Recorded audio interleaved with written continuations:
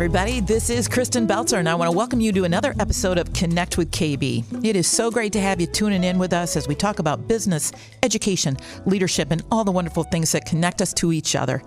My guest today is leading a workforce of 8,000 dedicated healthcare employees at a very unique time in history. I want to welcome to the podcast Jim Dover, President and CEO of the Sparrow Health System. Jim, great to have you with me. Good morning. Thanks to be here. Absolutely. I want to talk real quickly about the Sparrow story and just educate the listeners a little bit about the Sparrow Health System. You bet. Well, Sparrow is the largest health system, comprehensive health system in mid-Michigan, actually formed about 125 years ago by a group of women in Lansing who felt the need to have a hospital. So a benefactor by the name of E.W. Sparrow donated the property, and they said, we'll run it. And since then, those humble beginnings, we've now grown to be 120 sites of care over a 5-county region. We probably do 750,000 ambulatory encounters a year, 150,000 ER visits, and close to 40,000 admissions a year with both a level 1 trauma center, 4 community hospitals, specialty hospital, and including a health plan as well, a physician's health plan. So we're a pretty big organization. Well, you know, I have been in the area a long time. I was born at Sparrow, so I tell you what, you have a lot of great people coming out of there, Jim. So yeah. I want to talk this morning also about the critical role that Sparrow is playing and has played over the last 10 months for those with COVID. Sure. Well, we've been essential, and I'm not sure how a community like ours could have continued to make it through this epidemic without an organization like Sparrow. So we have had to completely focus all of our efforts on both treating the disease, but also prevention of spread of the disease. And ultimately, now as we prepare to go into vaccines, vaccination against the disease. We have discharged over 2,000 people alive who have contracted coronavirus. We have tested over 15,000 positive patients, but we've done now over 200,000 COVID tests. And in the time period, and we did our first test on March 3rd. So we've had to stand up comprehensive testing, comprehensive treatment, and then ultimately comprehensive prevention. With the distribution of the vaccine this week, has Sparrow received doses yet? And how will that be distributed amongst your healthcare workers first, I suspect? We're scheduled to receive them today. We'll get about 2,000 doses in the first go-around, and then we're prepared to start our vaccination clinic on Friday with our frontline caregivers. Will they? Are you hearing from them that they are really receptive to that? They want to take it? Yeah, that's a great question, Kristin. We actually did a survey because it's a brand new type of vaccine methodology. As you know, it's a messenger RNA model, which heretofore has not been used. So it's a great model, has over 90% efficiency, but we're making it voluntary, not mandatory. So we wanted to gauge the interest level. And for our frontline caregivers, you know, the ICU nurses, the ER nurses, you know, the physicians, 95% indicated that they wanted the vaccine when it would become available. Wow. You know, I think that's a testament to your workforce and the great people there that they know about it, they know the safety, and that they're willing to do that not only for themselves and their families, but for everybody who walks through the Sparrow door. How will those doses be administered, and is there a particular person there at Sparrow who handles all of this and manages it all for you? Yeah, it's cannot fall on just one person. This is a phenomenal effort. Just remember the Pfizer vaccine, which will be the first vaccine that we'll receive, requires ultra cold storage, negative 94 degrees Fahrenheit below zero. So we actually had to purchase an ultra-cold storage freezer that is in our pharmacy now and can handle up to 20,000 doses in storage.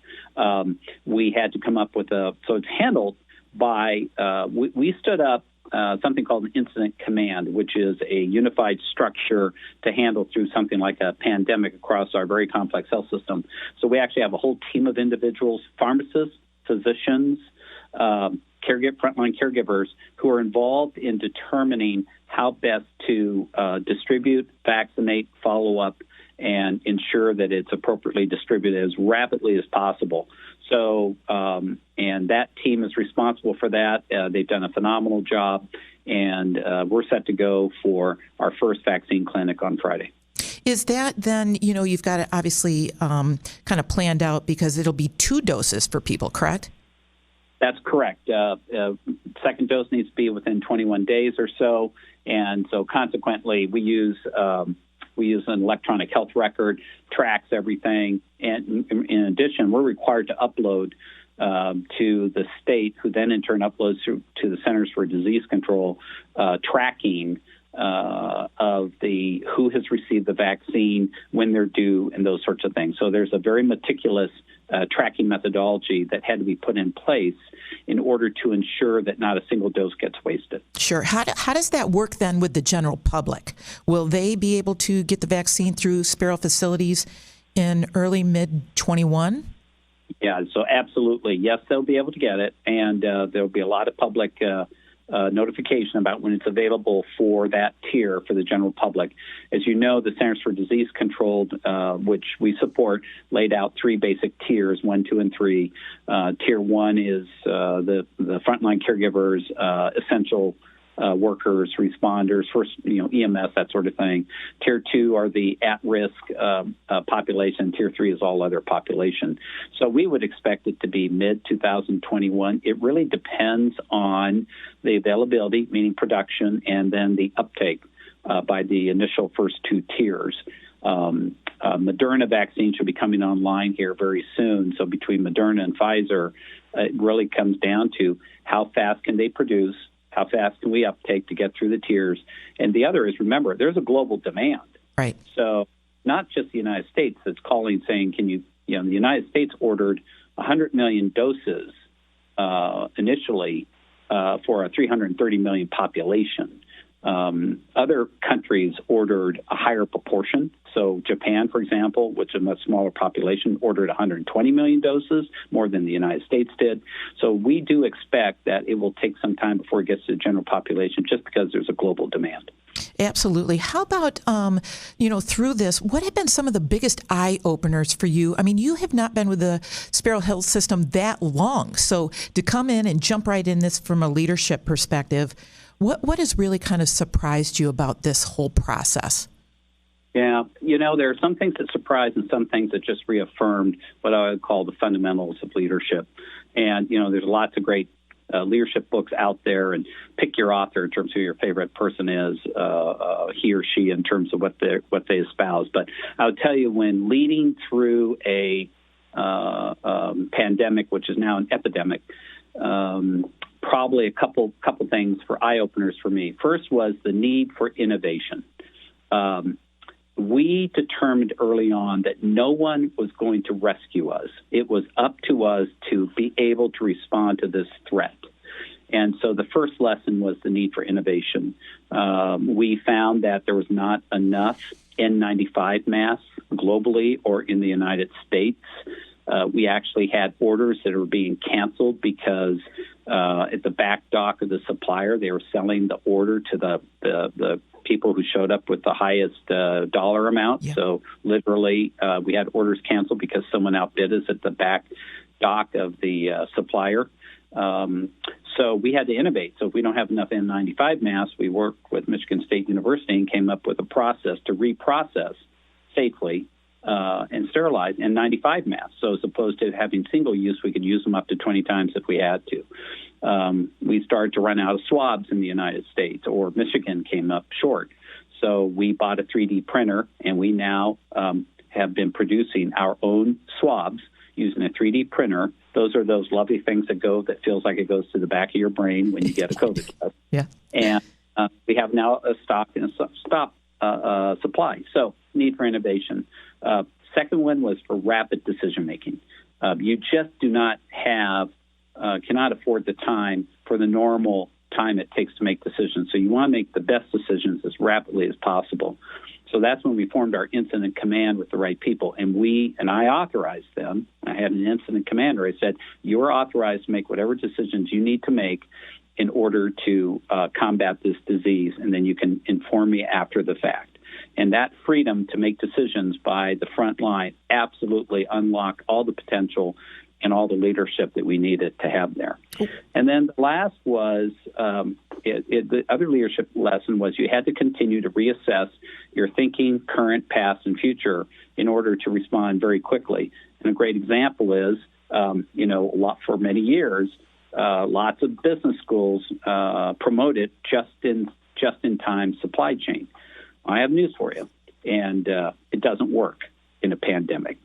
So, the theory of just-in-time did not work. And so we had to reassess our warehousing, our supply chain, our complete supply chain distribution methodology, because, frankly, it was an outdated thinking that did not apply in the world of global pandemic. So those are some of the key leadership lessons that are biggest eye-openers for me in this process. Jim, I think you were the right leader at the right time. And as much as no one would ever have wanted this to happen, I think that sometimes, and I've had different people on this podcast throughout this whole year, 2020, that had just gotten into roles and they had to rise to the occasion. And it almost is like it was supposed to be this way in regards to leadership. Well, I always feel you're in the right place. You're meant to be in the right place at the right time, and but I am just blessed to have great leaders that I get a chance to work with and lead with them. Absolutely, I know a lot of your team, and they are so dedicated to the health of this, not only to people but to the community and raising the community up. I want to also ask you, and one of the questions that has come up about people who've had COVID, should they be vaccinated?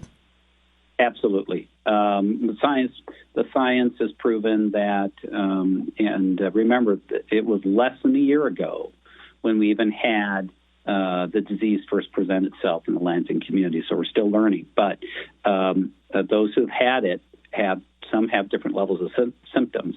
Some as mild as a cold-like symptoms. Others almost die from it. So the titers, meaning how many antibodies got left in your system after the disease, is not, there's no proven or known scientific level. So all the scientists say absolutely get the vaccination, because we know if you get the vaccination, you're more than 90% probable you will not contract the disease. But I should be hastened to add that even once people get their vaccine, they still need to wear a mask, because people can still transmit it, and masking is a requirement if we're going to beat this disease.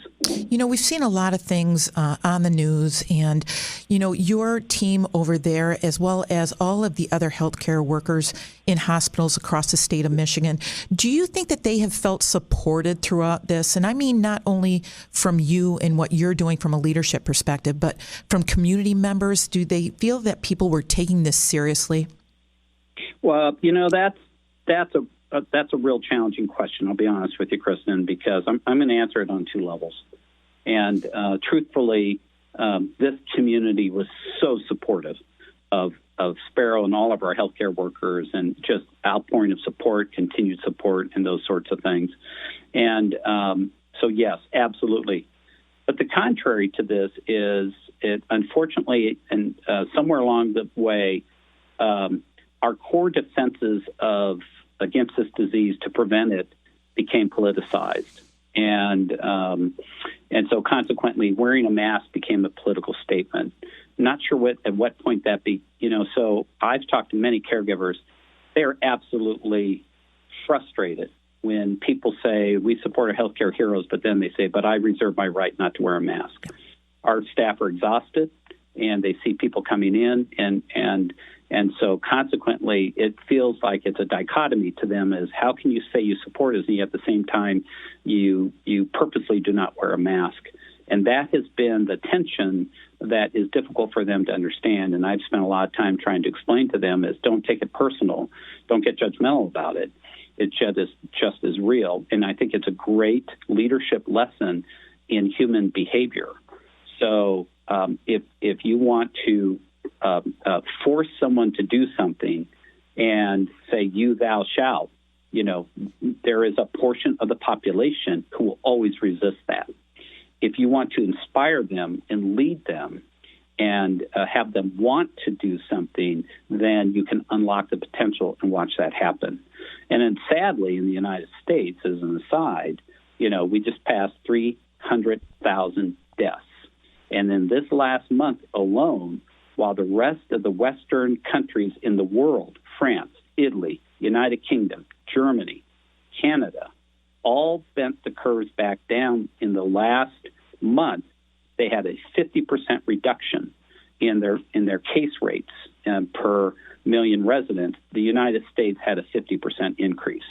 And so this is where when the staff, they feel definitely supported by the individuals and community as a whole, but then they can't reconcile why people aren't willing to do the fundamentals to help them do their job, because they are being overwhelmed. And if people just wore a mask, then they would not be overwhelmed in terms of caring and watching the number of people die that have died. Absolutely. And, it really, for me, I think, and a lot of people that I know and I come in contact with, it has so raised our level of respect for these frontline workers and the people who are putting their lives on the line every day. And, a big pat on the back to everybody at the Sparrow Health System, the great work you do, Jim. I'm so glad you had an opportunity to join me today. I know you've got a really busy schedule. Thank you, Kristin. It was my pleasure. You bet. I want to thank my guest today, Jim Dover, President and CEO of Sparrow Health System. I also want to thank my supporting sponsors, Marketing Resource Group, Dowding Industries, White Law, Governmental Consultant Services, AF Group, AT&T, and the Loomis Law Firm. You can listen to all of my podcasts at connectwithkb.com. Until we connect again, go live your best life. I'm your host, Kristin Beltzer.